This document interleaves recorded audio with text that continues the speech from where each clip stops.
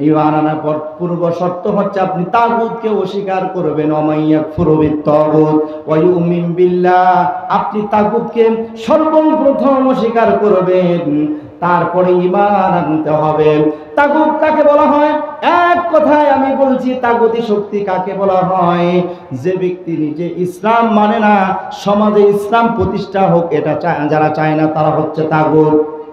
যারা কোরআনের রাজনীতি করে না, কোরআনের রাজনীতি বিশ্বাস করে না, ওই ব্যক্তিরাও কোরআনের সমাজ প্রতিষ্ঠা হোক, কোরআনের রাষ্ট্র প্রতিষ্ঠা হোক যারা চায় না, তারা হচ্ছে তাগুত। তারা কি?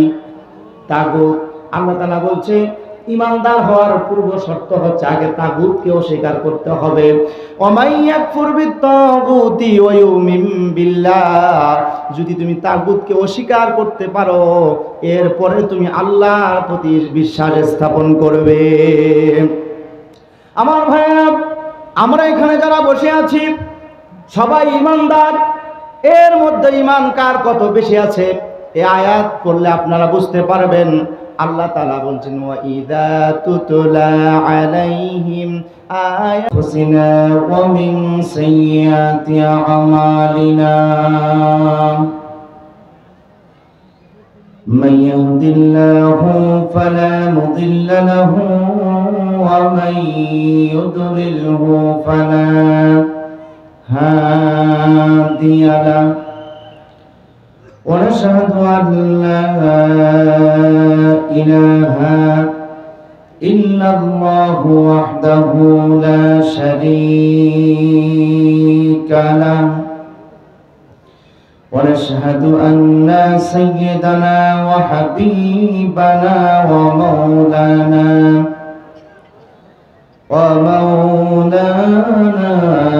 محمدا عبده ورسوله الذي أرسله الله تعالى بالحق بشيرا ونذيرا وداعيا إلى الله بإذنه وسراجا وقمرا منيرا فقد قال الله تعالى في كلامه المجيد والفرقان الحميد সকলেই জবান খুলে আমার সাথে তেলাওয়াত করেন أعوذ بالله من الشيطان الرجيم بسم الله الرحمن الرحيم يا أيها الذين آمنوا هل أدلكم على تجارة تنجيكم من عذاب أليم تؤمنون بالله ورسوله وتجاهدون في سبيل الله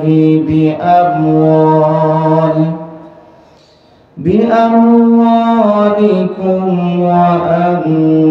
وأنفسكم ذلكم خير لكم إن كنتم تعلمون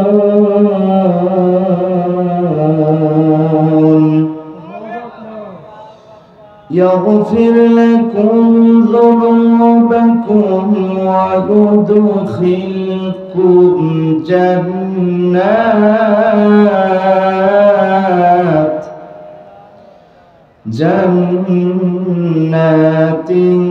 تجري من تحتها الأنهار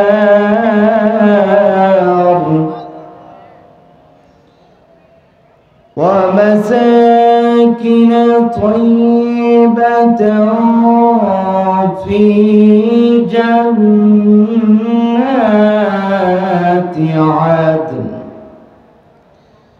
ذلك الفوز العظيم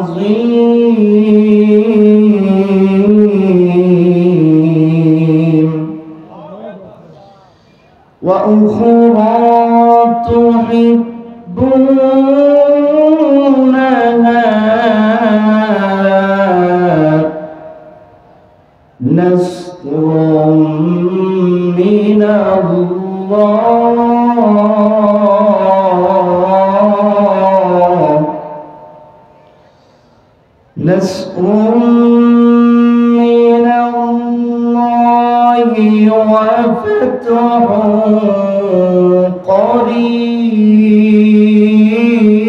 قريب وبشر المؤمنين صدق الله العلي العظيم وقال تعالى في شان حبيبه إن الله وملائكته يصلون على النبي يا أيها الذين آمنوا صلوا عليه وسلموا تسليما সকলে আমার সাথে দরুদ ইব্রাহিম পড়েন আল্লাহুম্মা সাল্লি আলা কেউ পারেন না যে পারলে আমার সাথে সাথে বলেন সমস্যা আছে দরুদের সাথে কারো শত্রুমি আছে তাহলে পড়েন আল্লাহুম্মা সাল্লি আলা মুহাম্মাদিন ওয়া আলা আলি মুহাম্মাদ কামা সাল্লাইতা আলা ইব্রাহিম وعلى آل إبراهيم إنك حميد مجيد اللهم بارك على محمد وعلى آل محمد كما باركت على إبراهيم وعلى آل إبراهيم إنك حميد مجيد অর্ধ পৃথিবী করিত শাসন তালি দেওয়া জামা গায়ে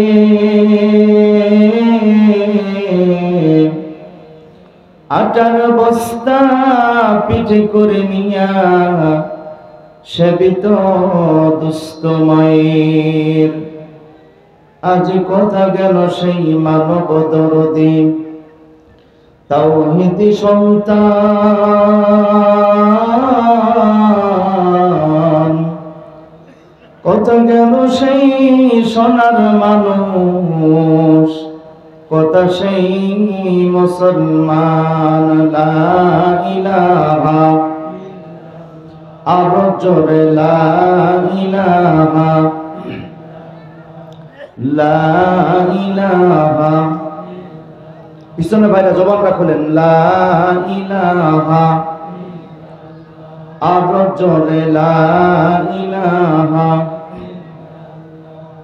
মুসলিম মরা ঘুমিয়ে পড়েছি আজ বিবেকে ঝুলছে তালা রক্ত মদের হয়েছে শিথিল পাপে অন্তর কালা লা ইলাহা লা ইলাহা আর জোরে লা ইলাহা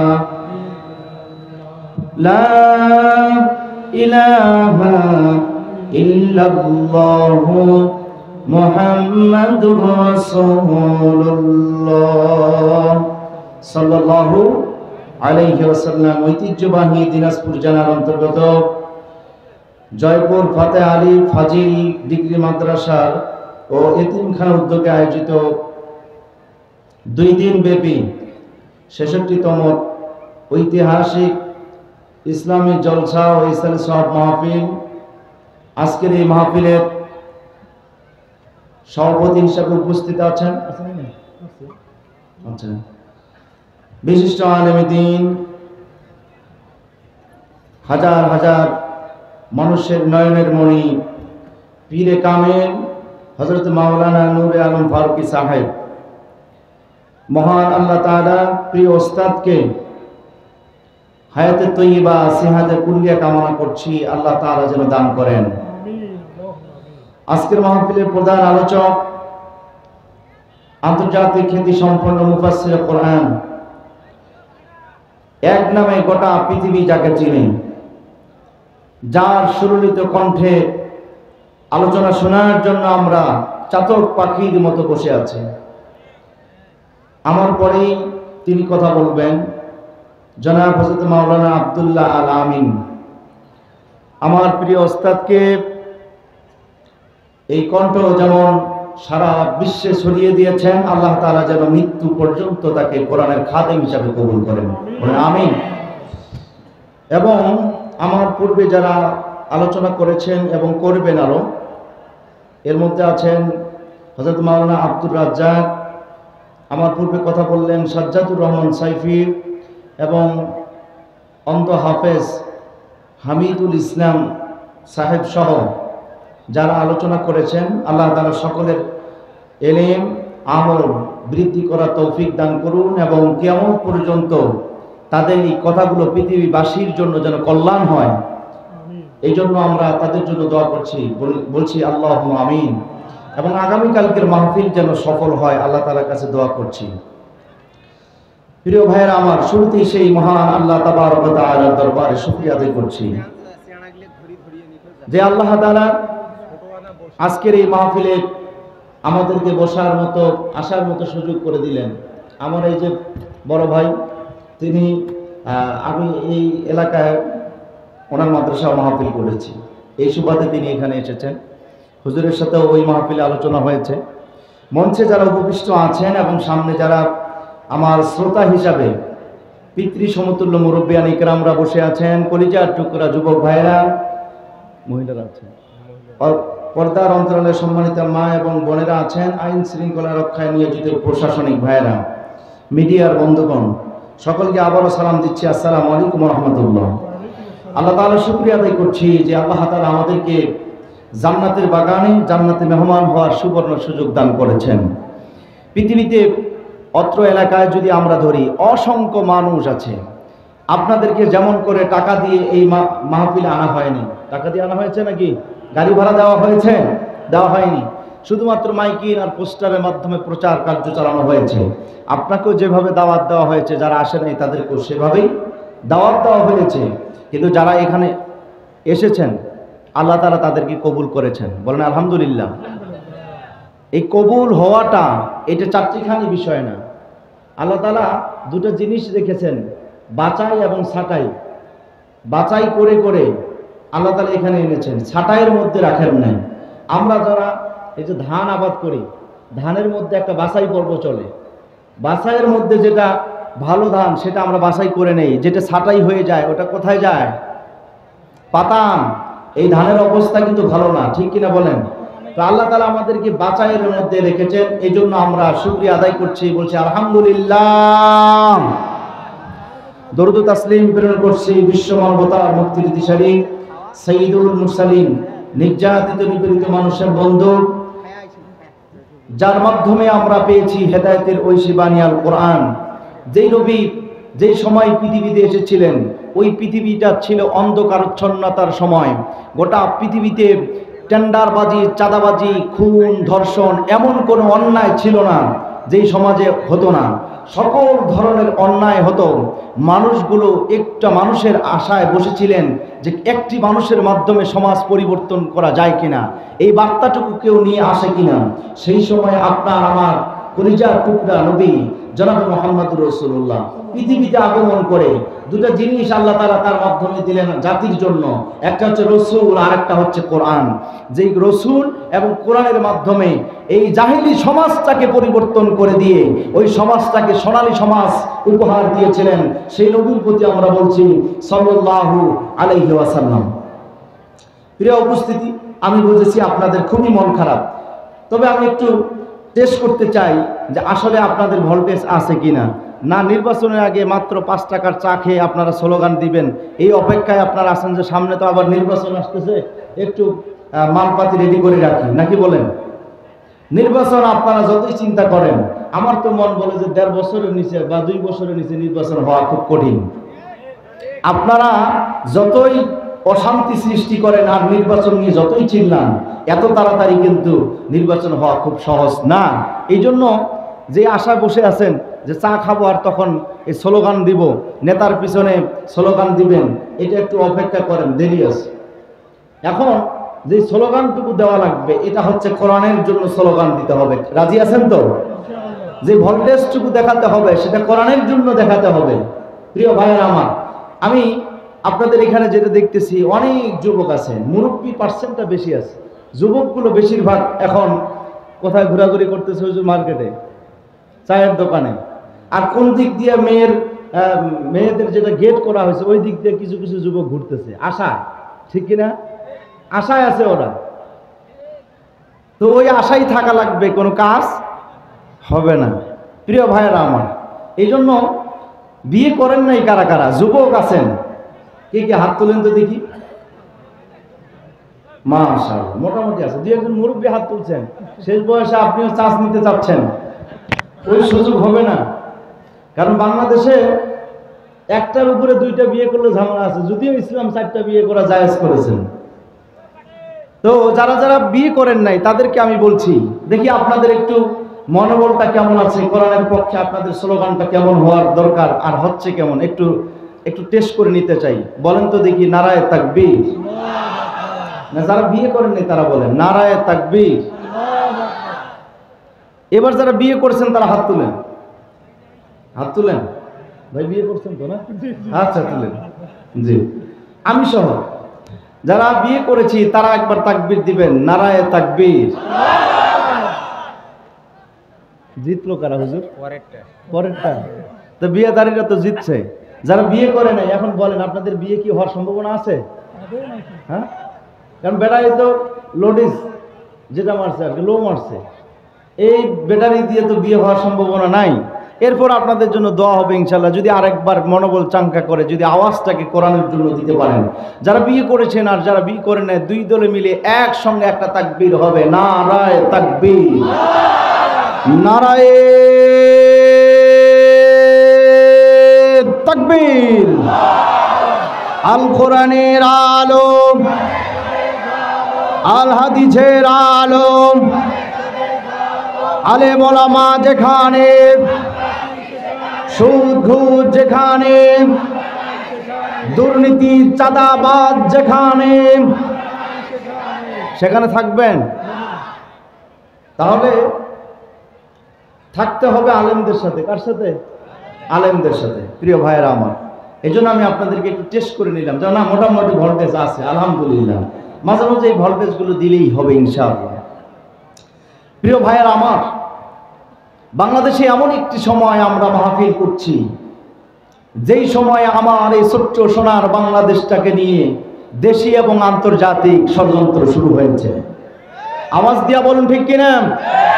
দেশীয়ভাবে এক শ্রেণীর মানুষ দেশটাকে অশান্তি পরিবেশ করার জন্য, এই দেশটাকে অস্থিতিশীল করার জন্য তারা দিনে রাতে যেমন করে বিভিন্ন জায়গায় চাঁদাবাজি আর টেন্ডারবাজি করতে শুরু করেছে, তেমনি করে এই সরকারকে দ্রুত নামানোর জন্য বিদেশিভাবেও আন্তর্জাতিকভাবেও ষড়যন্ত্র শুরু হয়েছে। আওয়াজ দিয়া বলুন, ঠিক কিনা? সুতরাং আমরা বাঙালি জাতি এমন এক জাতি, যেই সময়ে আমরা ভাষার জন্য জীবন দিয়েছি, আমরা দেশের জন্য জীবন দিয়েছি, জালিমদেরকে সরানোর জন্য জীবন দিয়েছি। ভবিষ্যতে কেউ যদি জালিম হতে চায় আবারও জীবন দিতে রাজি আছি। কথা বলুন ঠিক কিনা? প্রিয় ভাইয়েরা আমার, এই জন্য বাংলাদেশ শান্তিপ্রিয় একটি দেশ আমরা দেখতে চাই। ভবিষ্যতে বাংলাদেশকে নিয়ে যারাই ছিনিমিনি খেলবে জাতি তাদেরকে জবাব দিয়ে দিবে। কথা বলুন ঠিক কিনা? উচিত জবাব দিবে। এদেশের মানুষের এখন বিবেক খুলে গেছে। তোমরা যত তালবাহানা করো, এই বৈষম্য বিরোধী ছাত্র আন্দোলন আর কোরআন প্রেমিকদের মাধ্যমেই তোমাদেরকে বিতাড়িত করা হবে ইনশাআল্লাহ। প্রিয় ভাইয়েরা আমার, দেশের প্রেম আপনাদের থাকতে হবে, আবার ইসলামের প্রেমও থাকতে হবে। ঠিক কিনা বলেন? আপনি শুধু দেশপ্রেমের স্লোগান দিবেন আর কোরআনকে বলবেন কোরআন হচ্ছে ভাউতাবাজি। ঠিক কিনা বলেন? বলছে না এখন মানুষ কোরআন কি ভাউতাবাজি? কোরআনের রাজনীতি, কোরআনের সাথে কোনো রাজনীতি নাই, এক শ্রেণীর মানুষ বলছে কি বলছে না?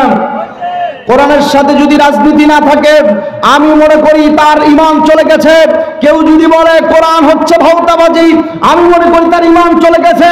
নতুন করে তওবা করে আবার কালেমা পড়তে হবে।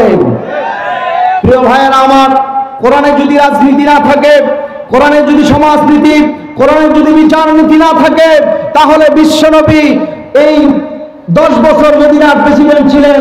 আপনার আমার কি মনে হয় এই সেকুলার জীবন দিয়ে দেশ পরিচালনা করেছেন? কোরআন ছিল না সেই সময়।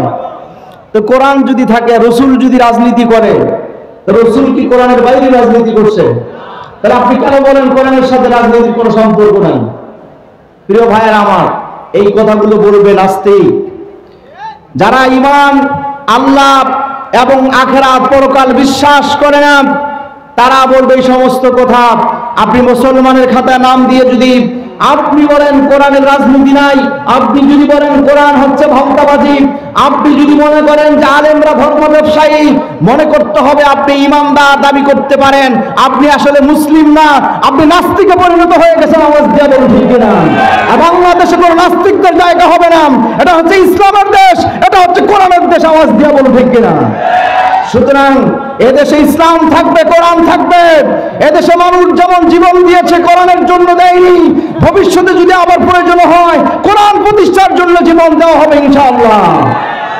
প্রিয় ভাইয়েরা আমার, এই জন্য আসুন আমরা কোরআনের সাথে থাকতে চাই। কারা কারা কোরআনের সাথে থাকতে চান? আল্লাহু আকবার। হাত নামান। প্রিয় ভাইয়েরা আমার, এই পৃথিবীতে আমরা যারা আছি, এই মাহফিলে এখন যারা বসে আছি, সবাই মিলে কিন্তু আমাদের একটা স্লোগান হচ্ছে আমরা সবাই জান্নাত পেতে চাই। জান্নাতে যাওয়ার জন্য যত রকমের চেষ্টা, যত রকমের কষ্ট, সব কিছু আমরা করতে পারি। এই জান্নাত পাওয়ার জন্য আল্লাহ তাআলা পৃথিবীর মানুষদের জন্য কোরআন দিলেন।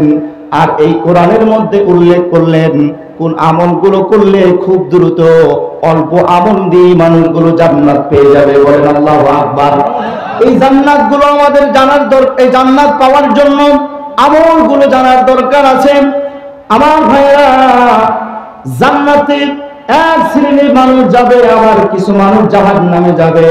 এর পিছনে মূল কারণ হচ্ছে আল্লাহ তাআলা বলছে ওয়ালাকাদ দারানা লিজাহান্নামা কাসীরাম মিনাল জিন্নি ওয়াল ইনস লাহুম কুলুবুন লা ইয়াফকাহুনা বিহা ওয়া লাহুম আ'য়ুনুন লা ইউবসিরুনা বিহা وَلَهُمْ آذَانٌ لَا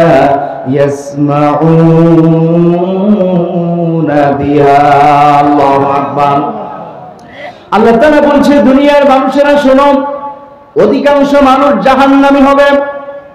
কয়েকটি কারণে জাহান্নামে যাওয়ার জন্য মূল কারণ হলো আল্লাহ তাআলা কোরআনে কারিমে উল্লেখ করেছেন ওয়ালাকাদ যারানা লিজাহান্নামা কাসীরাম মিনাল জিন্নি ওয়াল ইনস লাহুম কুলুবুন লা ইয়াফকাহুনা বিহা। আল্লাহ তাআলা বলছে আমি রব্বুল আলামিন যাদেরকে কলব দিয়েছি। আমার ভাইরা, এখানে যারা আমরা আছি সবাইকে কলব দিয়েছি কি দেয় নাই? আমাদেরকে আল্লাহ তাআলা কলব দিয়েছেন। মানুষ হিসাবে যাদেরকে সৃষ্টি করেছেন তাদেরকে কলব দিয়েছেন।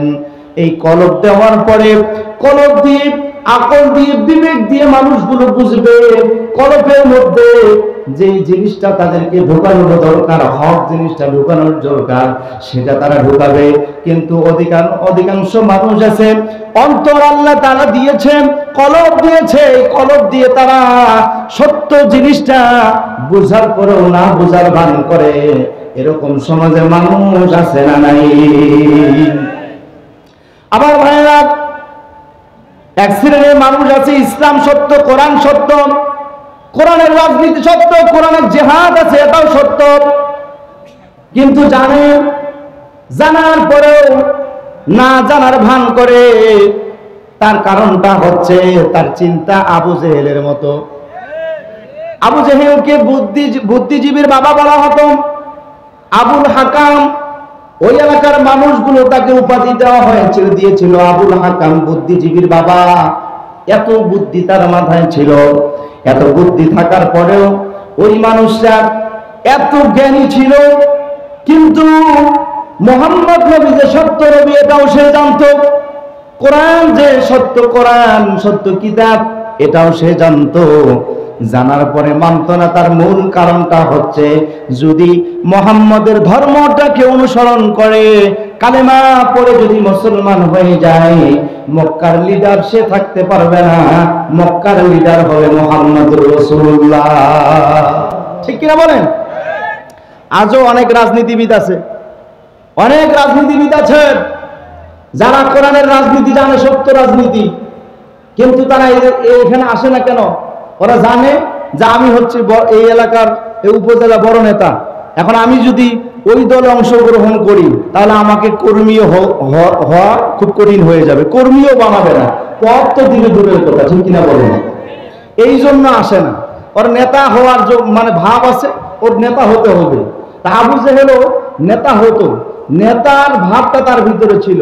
এই জন্য মুহাম্মদের কালেমা গ্রহণ করতো না। মুহাম্মদের কালেমা যদি গ্রহণ করে তাহলে মুহাম্মদের কর্মী হওয়া লাগবে, কিন্তু নেতা হওয়া যাবে না। প্রিয় ভাইয়েরা আমার, ইসলামী দলের যদি আপনি নেতা হতে চান, আপনি ইচ্ছে করলে নেতা হতে পারবেন না। যদি আপনাকে নেতা হিসাবে কেউ বানায় ভোটের মাধ্যমে, তাহলে আপনি নেতা, তা না হলে আপনি কর্মীও না। ঠিক কিনা বলেন? সুতরাং অনেক মানুষ আছে কোরআন বুঝে, ইসলাম বুঝে, বুঝার পরেও দেখবেন সে আসবে না। কেন? তার চিন্তা আর আবু জেহেলের চিন্তা এক। প্রিয় ভাইয়েরা আমার, আবু জেহেলের নাম আপনারা তো আবু জেহেল নামে এক নামে চিনেন, কিন্তু একজন মানুষকে যদি বলেন যে আবুল হাকামকে কে কে চিনেন, অনেকে হাত তুলবে, কেউ তুলবে না। আবার যদি বলেন যে উমরকে কে চিনেন, উমরকে কে চিনেন, ও সবাই ধারণা করবে যে উমর হচ্ছে খলিফাতুল মুমিনিন, ইনি ইসলামের দ্বিতীয় খলিফা যিনি, তিনি হচ্ছে উমর। কিন্তু আপনারা হয়তো জানেন না, আবু জেহেলের নামও উমর ছিল। কি নাম ছিল? খাত্তাবের পুত্র উমর আর হিসামের পুত্র উমর। কিন্তু এই নামে মানুষ ডাকতো না। কেন ডাকতো না? তার মাথায় এত বুদ্ধি ছিল, এত জ্ঞান ছিল, এত শিক্ষিত ছিল, মানুষগুলো তাকে বুদ্ধিজীবীর বাবা বলে সম্বোধন করত, আবুল হাকাম বলে ডাকতো। কিন্তু রাসূল কারীম সাল্লাল্লাহু আলাইহি সাল্লাম বারবার তার কাছে দাওয়াত নিয়ে যান। দাওয়াত যখন গ্রহণ না করে, রাসূল কারীম সাল্লাল্লাহু আলাইহি সাল্লাম বললেন যে আবুল হাকাম, পৃথিবীর মানুষ তোমাকে আবুল হাকাম বলে, কিন্তু যতক্ষণ পর্যন্ত তুমি কোরআনের কাছে না আসবা, যতক্ষণ পর্যন্ত কালিমা না পড়বা, আমার মনে হচ্ছে তুমি হচ্ছে বুদ্ধিজীবীর বাবা না, তুমি হচ্ছে মূর্খের বাবা। ঠিক কিনা বলেন? সুতরাং আজকে এই সমাজে অনেক শিক্ষিত মানুষ আছে, অনেক বড় বড় রাজনীতিবিদ আছেন, যদি তারা কোরআনের সাথে সম্পর্ক না রাখেন, যদি তাদের ভিতরে ঈমান না থাকে, তারা যত বড় শিক্ষিত হোক, তারা প্রকৃত শিক্ষিত না, তারা হচ্ছে মূর্খ। আর কথা বলে ঠিক না। লেখাপড়া করলেই শিক্ষিত হওয়া যায় না, লেখাপড়া করলেই বুদ্ধিজীবী হওয়া যায় না।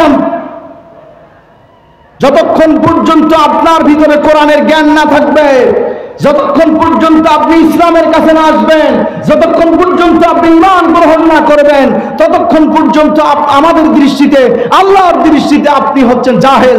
আওয়াজ দিয়ে বলেন ঠিক কিনা?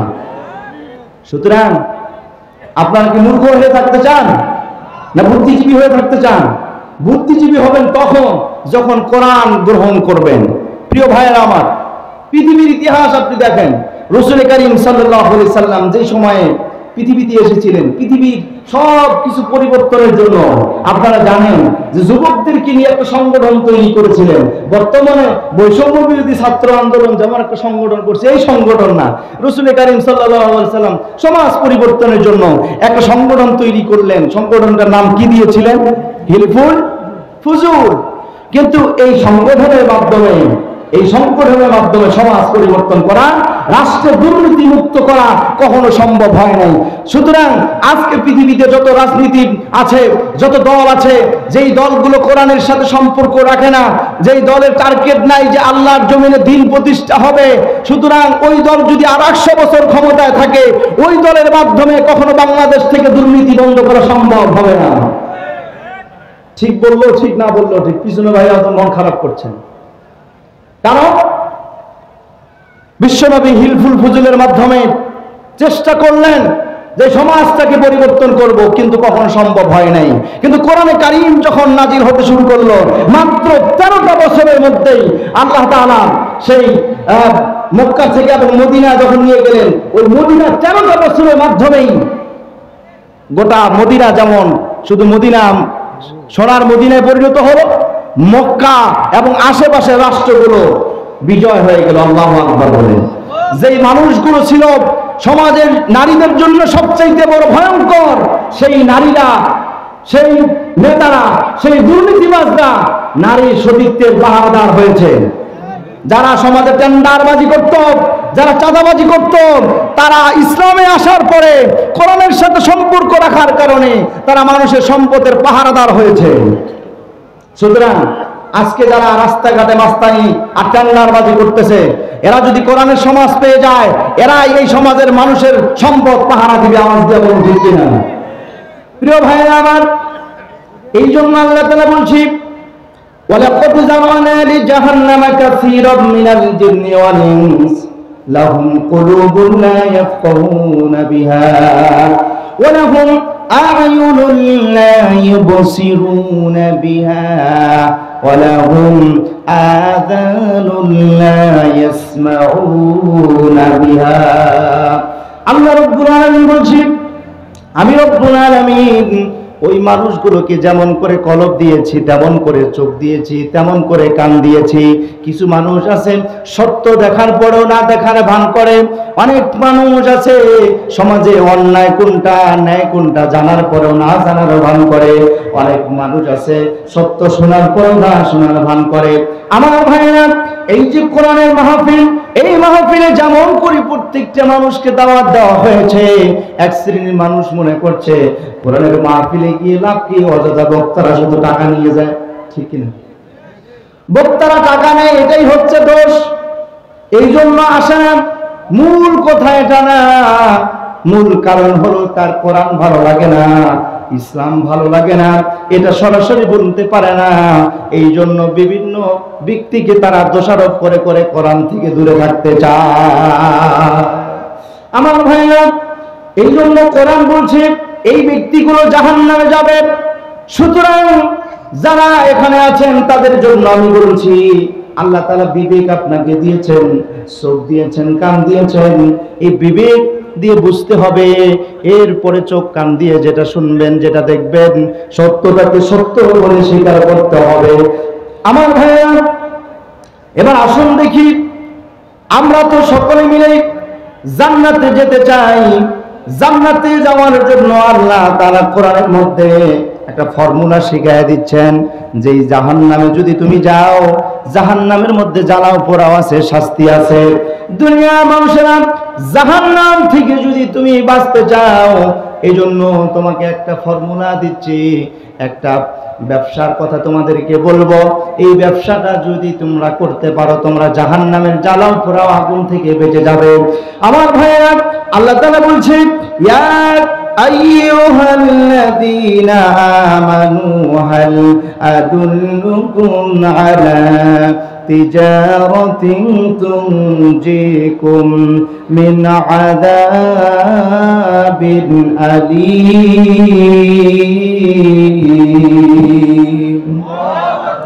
আল্লাহ তাআলা বলছে, দুনিয়ার মানুষেরা শোনো, তোমাদের মধ্যে যারা ঈমান এনেছো, ঈমানদারদেরকে আল্লাহ তাআলা লক্ষ্য করে বললেন, ঈমানদারদেরকে বলছেন, বেঈমানদেরকে কিন্তু বলেন নাই। ঈমানদারদেরকে একটা ব্যবসা কথা বলতে চাচ্ছেন। আমার ভাইয়েরা, ঈমানদার কাকে বলে? ঈমান আনার পূর্ব শর্ত হচ্ছে